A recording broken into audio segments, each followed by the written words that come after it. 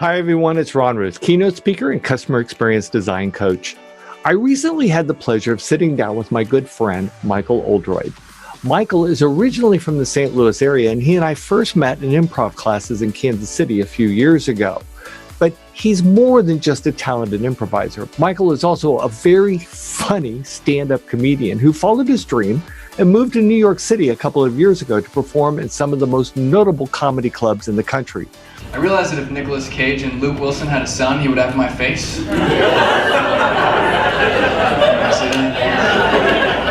It's unfortunate. My friends love to upload pictures of Nicolas Cage to Facebook and then tag me in them. I hate it because their posts always get more likes than anything I ever put on Facebook. In our conversations, we talk about the things wedding DJs and actually any business owner can learn from the world of entertainment and the performance art of comedy, from the value of taking risks to set yourself apart, to how curiosity leads to creativity, to how being genuine makes it easier to connect and engage with others. Michael even shares the comedian's secret sauce of LPMs. What's that, you say? Well, you'll just have to watch to find out. It is now my pleasure to introduce you to Michael Oldroyd. So, Michael, outside of breakfast, how are you, man? How you doing?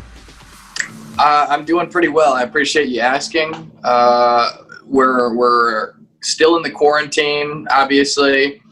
So, I think everyone could probably use some variety in their lives at this point. I'm in the same boat as everyone else, just been staying in and just going out to get groceries whenever I need food. That's about it, and trying to stay as productive as possible. And luckily, I have been able to create some. I know we talked a couple of weeks ago, and even since then, I've been able to create some content for comedy, and it's been a good use of that time. And when I'm not doing that, now I'm watching Gotham, on Netflix. So comedy, Gotham. Yeah. So Yes. Out of curiosity, where are you finding, especially since we're all so secluded right now, and where are you finding the comedy to write about at this point? I mean, what is your inspiration for the comedy you're writing at this point? Well, I would say that I'm a unique anomaly in this particular way. I was already working from home during the day before I'm doing shows and stuff. I'm already working from home as a comedian. So really nothing has changed for me since the quarantine. The only difference is now the only difference between now and before the quarantine for me is that I get the excuse now of being able to tell myself, oh, you don't get to go outside today. So now I just get to stay in all the time and write. And so because nothing has changed, I've kind of just continued going at the same direction that I always have been going. And as far as the inspiration goes, I've never had a lack of inspiration, at least anytime recently. So that part I haven't needed to revamp my inspiration. However, that doesn't really help anyone listening. So what I'd say is some of the things that I've done is just gotten involved in things that I've been curious about lately, right? To give you a good example, one of my friends has some free masterclass. He gave me his login to masterclass, and I've been meaning to watch comedian like I've been meaning to watch Steve Martin's masterclass on comedy for a while. And anytime I tell myself I need to do something, I end up doing everything else except that.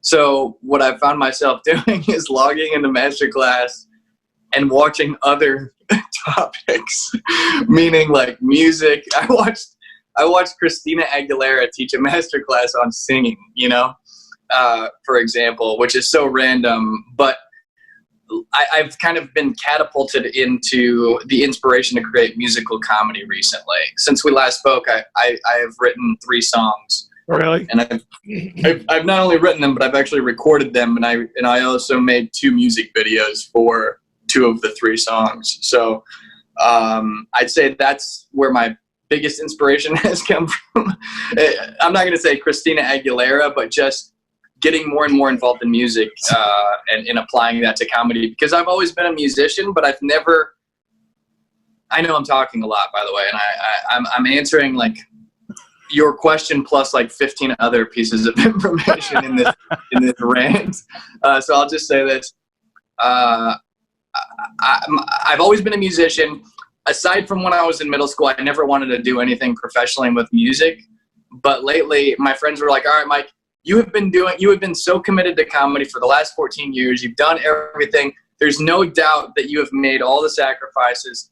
How can we help you? Because I'm like, really? Okay, well, follow me on Instagram and, like follow me on all my social media. They're like, come on, that's ridiculous. Seriously, how can we really help? And then they were like, let me give you a suggestion, Mike. I'm like, okay, you're my friends. I'll let you give me a suggestion. They're like, you are leaving out one of the biggest pieces of talent that you have, which is music. And they were like, you need to incorporate that into your comedy because it will set you apart. You have the ability to do it, blah, blah, blah. So they gave me that push back in December, and I've been meaning to do it for a while. So this quarantine has really given me that true, like, thick amount of time to really immerse myself in the theory of music and write and do all this stuff. So that's the one thing that has been a metamorphosis for me during this quarantine is I've reborn this like comedic musical genre that I'm kind of doing now. So that's a long rant, but that's kind of where I'm at right now. I kind of look forward to seeing you sing like Christina Aguilera.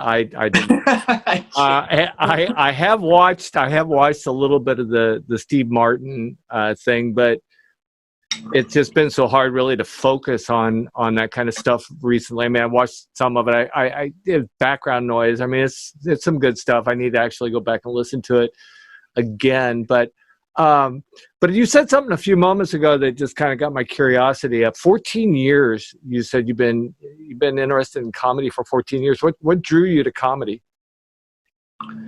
Well, so to simplify it, I had two true passions in life from the very beginning, as far back as I can remember, since I was in elementary school, second, third grade. I think I discovered that I was a class clown in third grade. I discovered having an affinity toward that, and I was drawn toward it. It was an internal kind of compulsion, I guess you could say.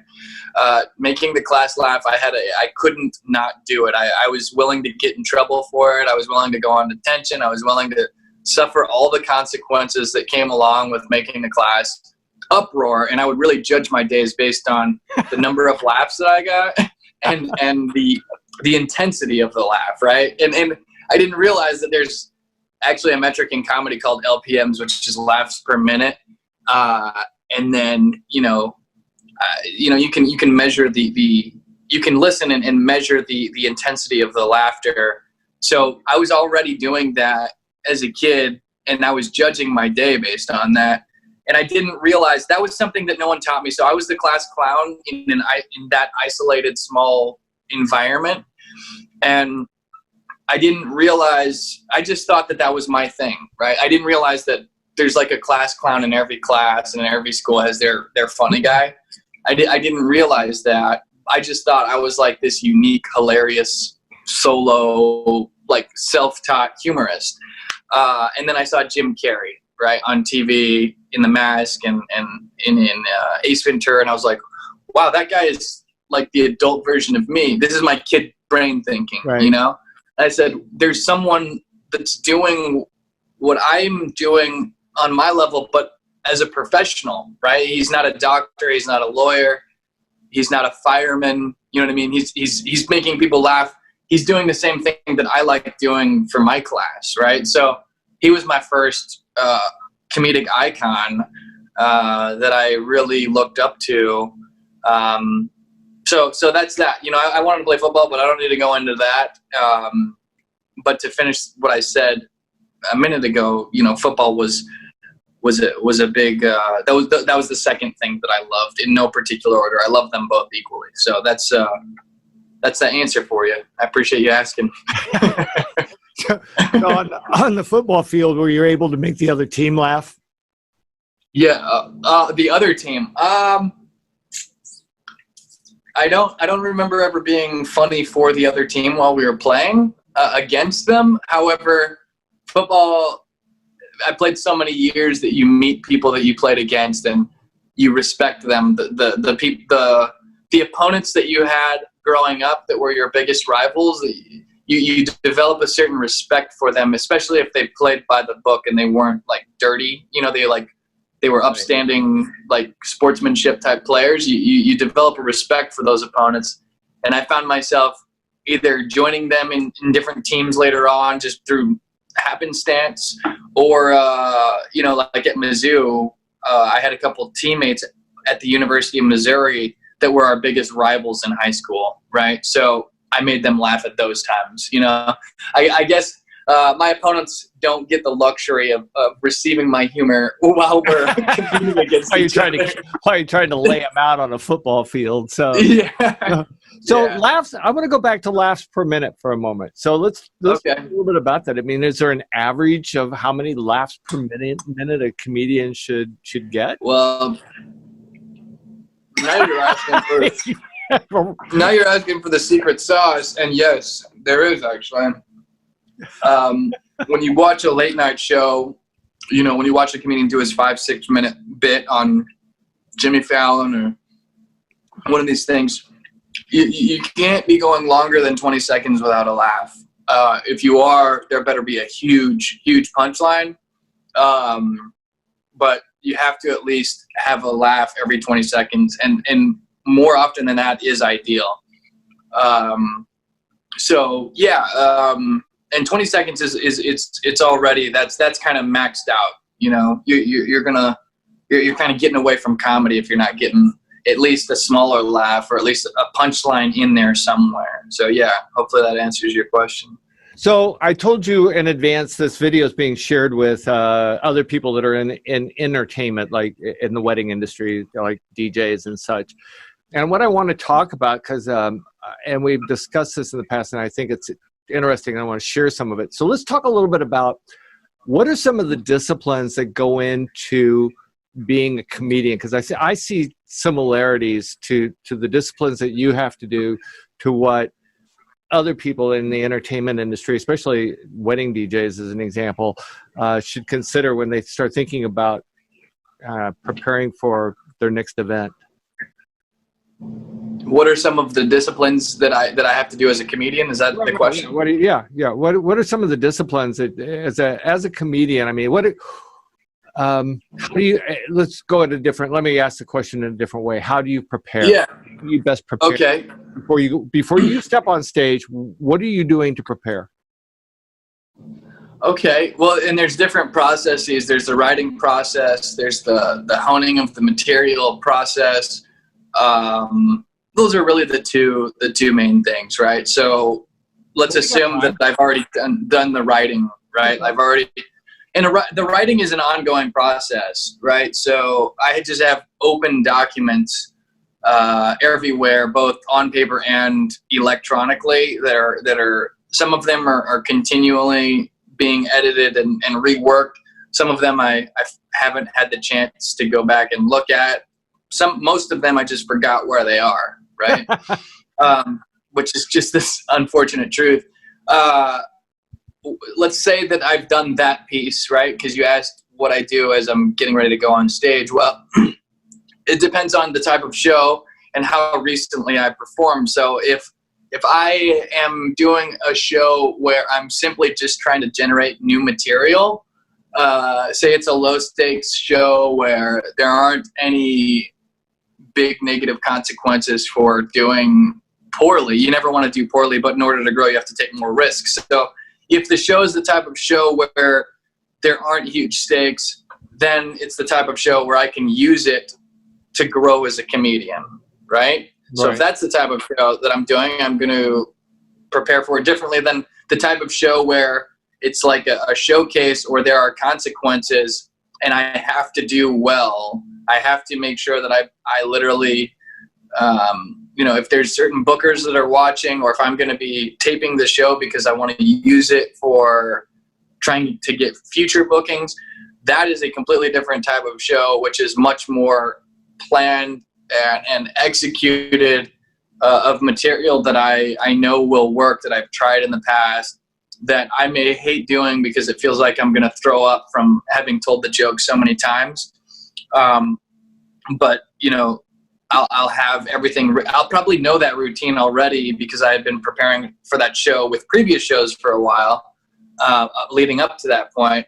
And then I'll just go ahead and if I know the material inside and out, I'll just kind of relax before that show, and just make sure that before I go on stage, I just remember the A to B to C to D, and then boom, you know, while still getting myself in a relaxed state where I can still be organic with it, let it come out fluidly, because the performance side is still improvised in the way that even if the material is scripted, you have to have a ebb and flow with the audience. You're not doing material at them, you're doing it for them and with them.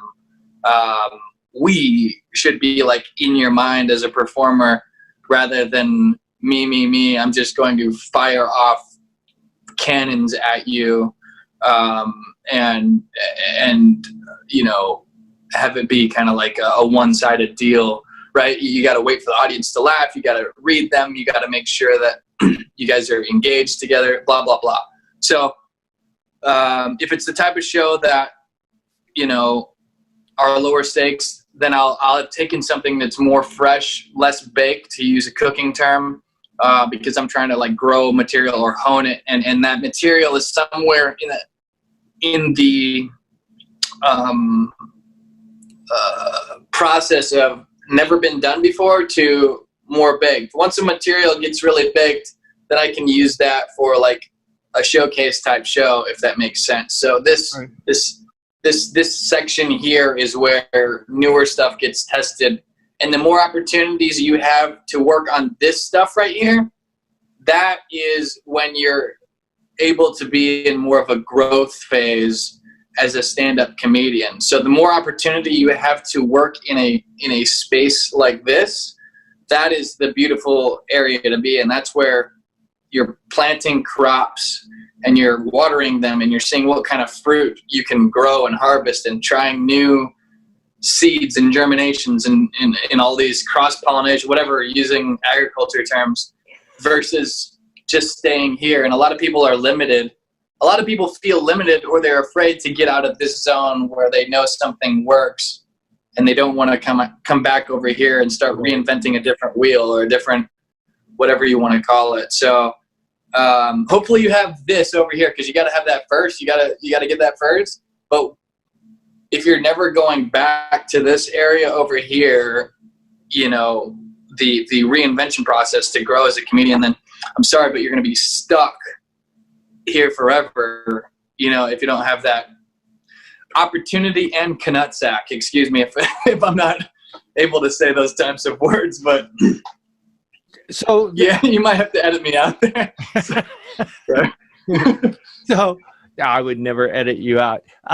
So you talk about having knowing material inside and out.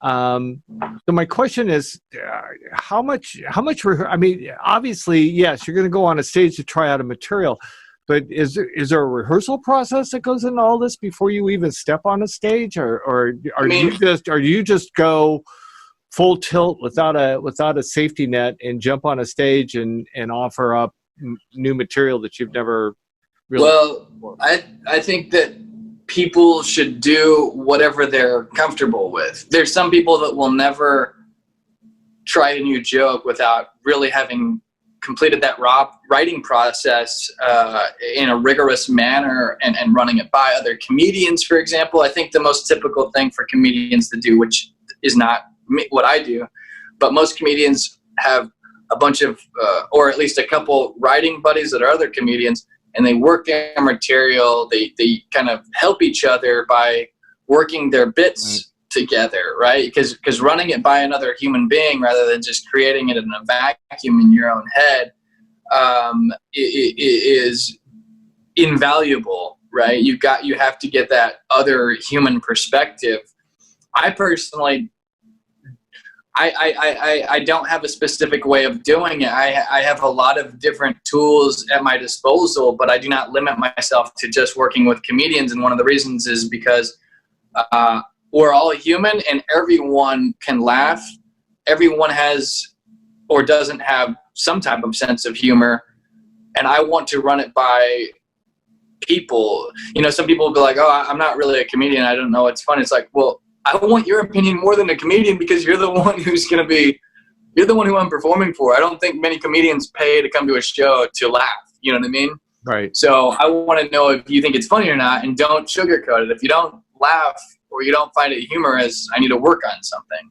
And that's just, you can't just limit it to one person's opinion, of course. And so it's all delivery and timing and presentation. So if something doesn't work in one environment or with one group of people or for one show, you can never immediately just be like, oh, that joke sucks. You know, and it's the same with doing a joke and it goes great for the first time, or you stumble upon laughter, which I hate to, I guess I'm saying this humbly, but it's the truth. I'm not complimenting myself when I say this. I oftentimes will stumble into humor. I don't necessarily get a laugh from even trying. It's like sometimes I'll just stumble into it. I'll say something by accident that I didn't even think was funny, and then I'll get a laugh, and I'm like, damn it, what the hell? Like, I was working on this like punchline over here all day, and they didn't laugh at that, but they laughed at me tripping up on my words over here, you know? So it's like, it's a constant process, and I think just like anything else, it needs to be tested over time and in different environments in order for you to get a more complete picture of whether or not something is good. Does that make sense? Yeah, and it's funny because when I was DJing, I did love stories, and I would tell the story of a couple, and I would write the story, and basically I would narrate, I would record the bride and groom, and I would let them take sound bites of them actually talking about how they came to be. But I would narrate the story, and there was always the fun part about love stories is there's fun stuff throughout it because no color,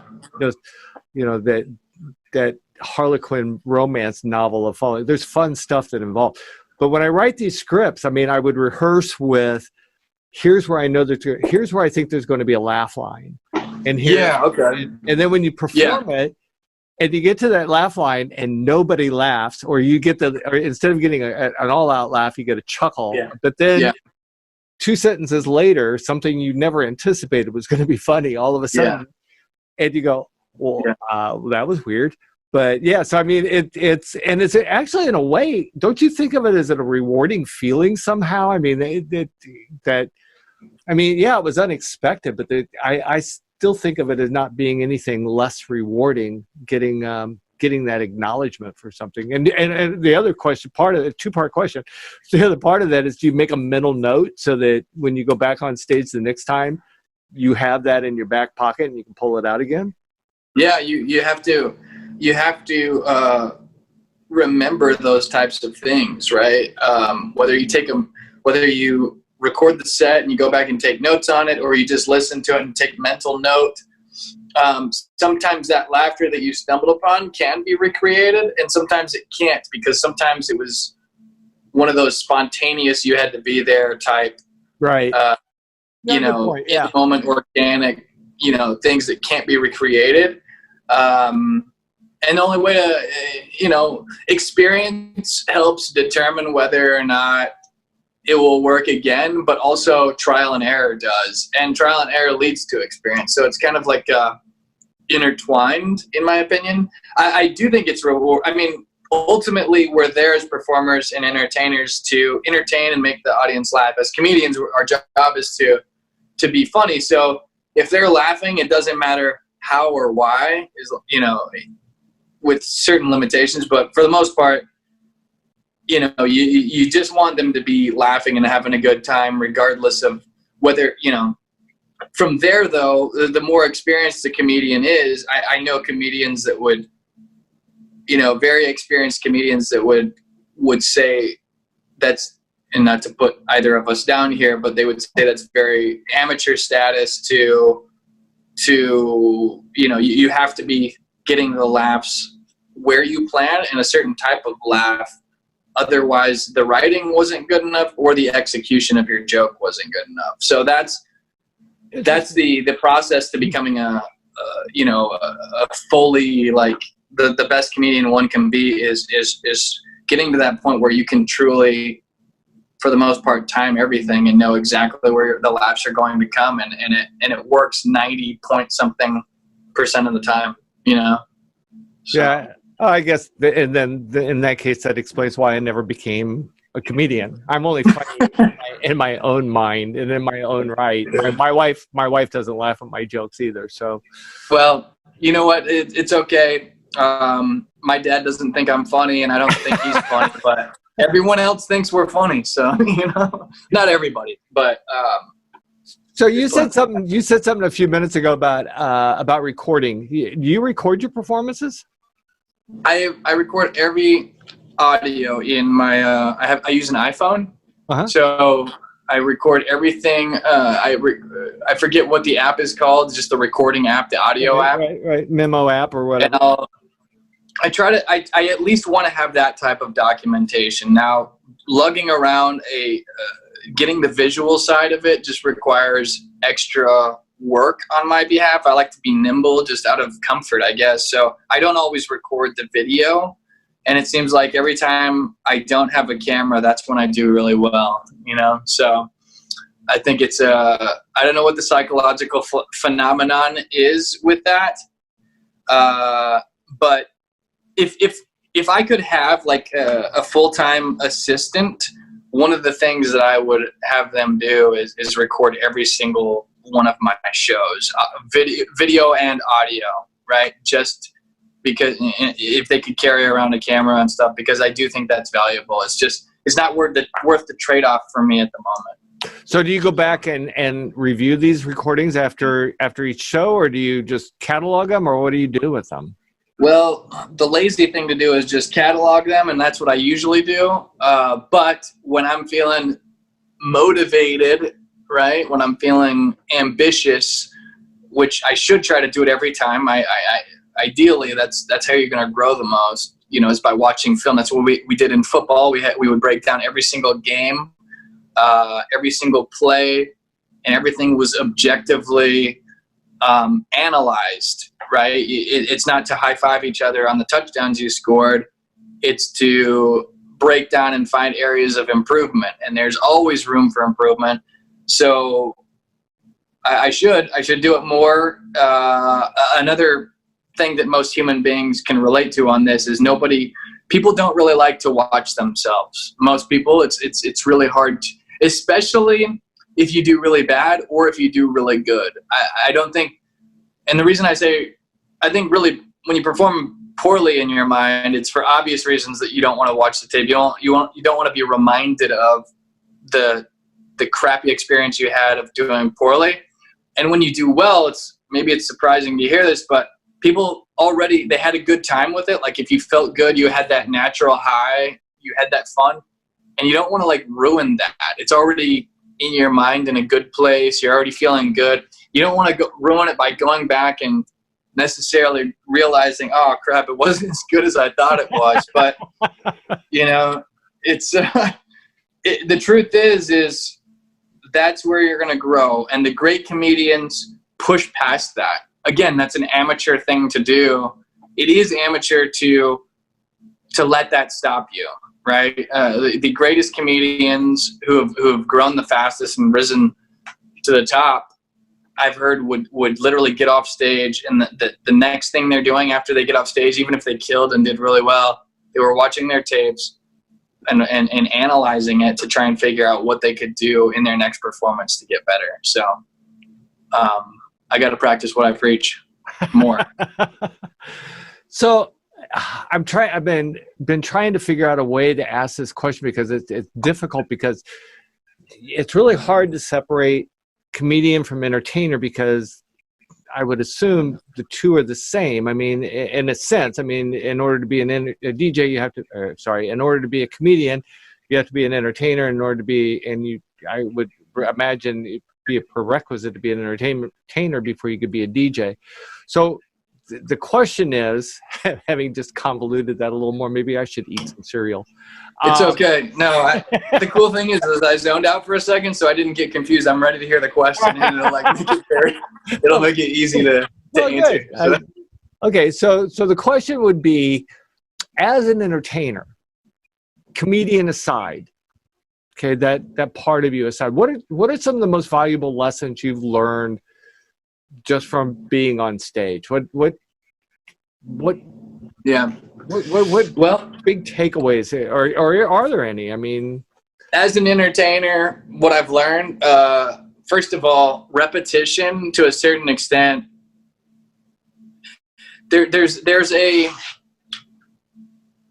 I've taken so much from my football, so any lessons that I draw here, forgive me if I tie it back to football somehow, because a lot of the lessons that I apply toward being an entertainer come from my experience as a football player.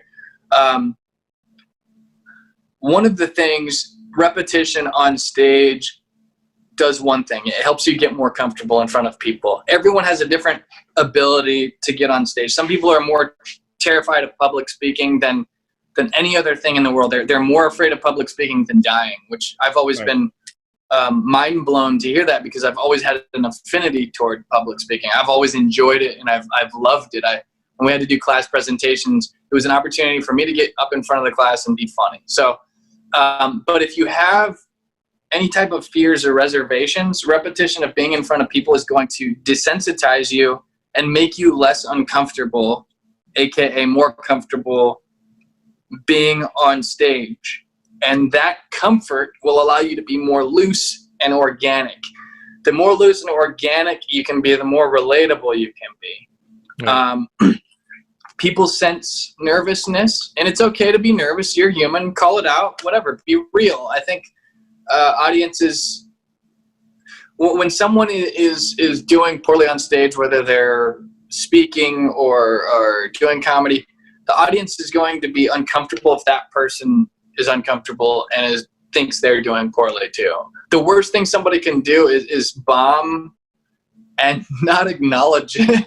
You know, like it's like everyone can see them like falling off the cliff, and they can't even like call the room on it. You know, in my opinion, if you're bombing, call it and maybe do something different, right? Don't just keep on going down that downward spiral. You know, change it up a little bit. Be a human being, right? Be a human being. The audience is always going to appreciate someone who's real and honest, and that trumps being funny for the most part. I mean, I guess it doesn't really trump being funny if you're a comedian, but people are going to support you if you're just real with them. People recognize real, right? So the more you can engage with an audience and really have them with you, right? And that's something I should, if I'm going to teach a class on comedy, I can't really sit here and go into all the details about how to engage an audience, but if you can engage an audience and really have them, you can tell when an audience is listening and when an audience is engaged. There's a difference. And that comes with experience. So that's something that comes with experience. That's one of the things that I've learned by repetition is, and I can see other comedians when the audience is engaged versus when they're not. And when they're engaged, you can spoon feed them just about anything. And as long as there's a punchline, if they like you and they're engaged, they're going to laugh. If they're not engaged, they might not be ready to receive your material yet, you know? So I hope that answers your question. That's a couple things, at least. Those are the initial things that come to mind. Yeah, and it's okay. You keep apologizing for taking it back to football. And when it comes to the other thing that I do in teaching, coaching customer experience, I talk about the Chiefs in the Super Bowl win this past year. That they won Super Bowl 54, but they're already talking about going back to Super Bowl 55. As a matter of fact, at the parade in front of Union Station in Kansas City, at the end of the parade, Andy Reid was on stage saying, "Hey, we'll see you back here next year." But they know that in order to get back there again next year, they're not going to be able to do it with the same plays and with the same doing exactly what they had done that year, because other teams now have been watching the films, as you said, and they're prepared for them going this next year. So if they want to make it back to Super Bowl 55, then they always have to find ways of improving upon the game that they've been playing. Otherwise, they're just going to be another one of the other, 30 some odd teams that's going to be sitting home watching the Super Bowl. So, well, I have a couple things to say, unless you were about to ask a question. I don't want to cut you off. No, I love it. Go for it. The first thing that I want to say is I actually don't like, from their perspective, not what you're saying, I don't like the fact that they didn't take in that Super Bowl and just appreciate it and be happy and go, you know what? We won this thing. We earned this thing. Let's celebrate this one. Right. Because there's no guarantee. If you waste the opportunity to enjoy the accomplishment, the great and difficult, the highest accomplishment that you can have as a football player, which is a Super Bowl win, right? If you waste the opportunity to really pat yourself on the back and reflect on that and go, wow, we did it. There's absolutely no guarantee. The chances of actually going back and winning next year are very slim. Right. For so many mathematical reasons. So wasting the opportunity to enjoy something an accomplishment on such a high level, which ties back to business. Don't forget to celebrate the wins along the way. Don't get lost in them, but take a break, take a second and breathe. Andy Reid, I would think he would be a little bit more sentimental about the win, to be honest. Before focusing on what's next. Right. And yes, winning another Super Bowl is extremely difficult. Everything you said. Everything changes. Every year is a new year. It's a new team. Yeah, you have some of the returning things. You have the tradition that the expectations that come with, what you've built as a squad, as a business, whatever it is. But do not take those big wins for granted and just expect that they're going to come because you think it will. Right. Because again, the chances of it happening. It's not even just about effort, to be honest. There are some things that are out of our control that if those things don't line up, they will not win a Super Bowl. It has nothing to do. Sometimes it really has nothing to do with effort, honestly. So my big takeaway from this is, and I think one of the greatest takeaways from this whole conversation, and not that the whole conversation has been good, was just that last statement of don't forget to celebrate the big wins. It's easy just to have something great happen and then move on, but you need to be able to revel in those moments where things went the way you wanted them to, and you have that big win and take some time to enjoy it. Because all too often we invest way too much time in those things that did not go as we wanted them to go. You can, brood. Yeah. You can brood over those bad things far longer, and that's not going to help anybody get better. So. Oh yeah. I really like that. So how you react to the wins and losses is really, that's a way to get an edge, right? If you want to find your edge, there's all different types of ways to maximize your ability to be great. But the way that you react to your wins and the way that you react to your losses, those are huge opportunities to separate yourself from the pack. Right. And by what we just said, with wins, and then not letting the losses destroy you. Let them make you stronger. Don't take them too personal. Learn from them. Acknowledge them. It did happen. Be objective about it. But, don't, let it defeat you or destroy your internal drive or something like that, right? So I think that those are two really good takeaways. I agree. And then a couple other things you said earlier as we start wrapping this up that I really want to go back and just emphasize just a couple more times, or a little bit harder. Taking risks. The status quo is so much easier when set next to effort, but when you look at the rewards of effort, they're far greater than just staying with the status quo. It's anytime you have a new idea, if you want to see it to come to fruition, you have to take that step. You have to go out there and make it work for you as a comedian on stage.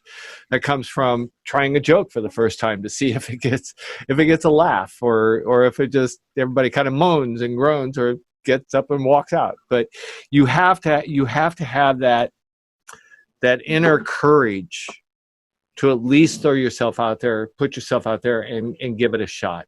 And I can't say that enough, express that enough, because I truly believe that. And then the other thing I really enjoyed that you said that stayed with me, and I made notes, by the way. Yeah. Oh, that's fun. That's awesome. So the other thing that you said that has stayed with me through this conversation is that what you do is for the audience. It's not for me. It's for the audience. We as a performer, you're doing it as you're doing it for everyone. You're making everyone a part of it rather than just making it all about you. Because if you go to make it all about you, I don't think the results are going to be nearly as good as they're going to be as if if you said earlier, if the audience doesn't feel engaged, if they don't feel that they're a part of something. And that's not just true, and that's not just true in performance. I think that's also true in business. From a customer experience standpoint, again, going back to what I talking about how to speak fluent wow. If your customers do not feel engaged, if they do not feel that they're a part of something special, then they have no reason to stay loyal to you. They can take their business someplace else. Whereas if you, much like a comedian, if you can engage them, if you can keep them, if you can make that experience enjoyable for them, something that they want to come back and experience over and over and over again, then yes, they're not only going to be loyal to you, but they're going to bring all of their friends and family with them who are going to want to be a part of it as well. So those are a couple of things that stand out to me as far as both business and DJing and entertainment and all. Michael, this has been awesome. So tell me, I imagine your oatmeal is cold by now. I ate it all. We're good. Did you? Well, you snuck it in. You must have snuck it in during my questions then. So let me ask you, if people want to get a hold of you, if you want people to get a hold of you, what are the best ways for people to reach out to Michael Oldroyd? Well, I would say my website or through social media. My website is kind of the hub for all of my social media, which is www.michaeloldroyd.com, Michael, the normal spelling of Michael, with an A-E-L, not heel, H-E-A-L, even though the origin of the name kind of means the same thing. Anyway, so Michael Oldroyd, which is O-L-D-R-O-Y-D, like Old Royd, with a Y, not an I. So michaeloldroyd.com. And then my handle everywhere is the Droid. That's been my nickname as long as I've, been an athlete, as far back as high school and probably before high school, the Droid with a Y. So that's my my Twitter handle, everything, Instagram, everything, YouTube. But I would say those are the ways to reach out, and those social media follows are the way to help me. When people say, how can I help you? I get that question sometimes. Well, the only way, the way right now at this moment is just to follow me online, because that will get me more opportunities. The bigger your following is, that's how you can monetize through advertising and get more opportunities and booking. So yeah, people, you can, if you get a bunch of followers, then it creates the illusion that you're cooler than you are. You know what I mean? So Michael, again, thank you so much for your time. For those of you watching, thank you so much for being a part of this. I hope you walked away with something. If you have any questions for me, reach out to me at ron@ruth.com. And until the next time I see you, thank you so much. You all be safe and stay well. Thanks, Ron. Thanks for having me. Thanks, guys. I actually took a Strength Finder assessment, and empathy did come up as my greatest strength, which is kind of a crazy thing if you think about it, because most people think kindness is a weakness, right? I didn't even know that's a category in there, but it didn't surprise me because my entire life I've been too nice, you know? I actually had a girlfriend break up with me once for being too nice. She's like, I can't be with you, you're too nice. And I was like, wow, thank you so much for that constructive feedback. I love feedback, you know what I mean? It gives you the opportunity to grow. To be honest, I told her, I was like, if you have any other feedback, I'd love to take you to dinner sometime. We can talk about it, you know? My treat, Friday night, you know? It was a little bit awkward. She brought her new boyfriend, guys. I went with it though, you know what I mean? I made sure I was nice to him. I was like, dude, you seem like a cool guy, as I was paying the bill for the three of us. It's like, you on Facebook? Or he added me on Facebook. We went our separate ways. He went home, uploaded a picture of Nicolas Cage, tagged me in it.